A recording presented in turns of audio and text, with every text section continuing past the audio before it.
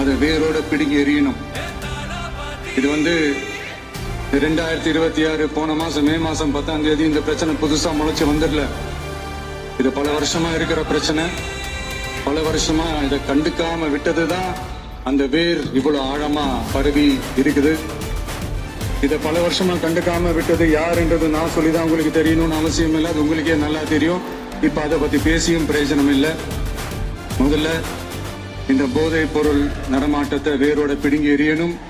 அப்படி எரிஞ்சாதான் இந்த பெண்களுக்கான இந்த சேஃப்டி ரொம்ப ஸ்ட்ராங் ஆகும். இது ரெண்டுமே ஸ்ட்ராங் ஆனாலே ஆட்டோமேட்டிக்கா சட்டம் ஒழுங்கும் சரியாகும். இந்த 3 விஷயம் சொன்னல, இந்த போதைப் பொருள் நடமாட்டம், பெண்களுக்கு எதிரான இந்த கொடுமை, இந்த சட்டம் ஒழுங்கு, இது 3மே ஒண்ணுக்கு ஒண்ணு இன்டர்லிங்க் தான். இதுவும் இப்ப புதுசா வந்த பிரச்சனை கிடையாது. பல வருஷமா இன்டர்லிங்கா தான் இருக்குது. இதெல்லாம் ஏன் எதுக்குன்றது இப்ப முக்கியம் இல்லை. இது எப்படி சரி செய்ய போறோன்றது தான் முக்கியம். பட் அதே நேரத்துல இன்னொன்னையும் நம்ம மனசுல எடுத்துக்கணும். இந்த பெண் குழந்தைகளுக்கான இந்த பாதுகாப்பு இது வெறும் சட்டம் ஒழுங்கு சம்பந்தப்பட்டது மட்டும்தானா அப்படின்னு கேட்டீங்கன்னா இல்ல. இது சமூக ஒழுங்கும் சம்பந்தப்பட்டிருக்கு.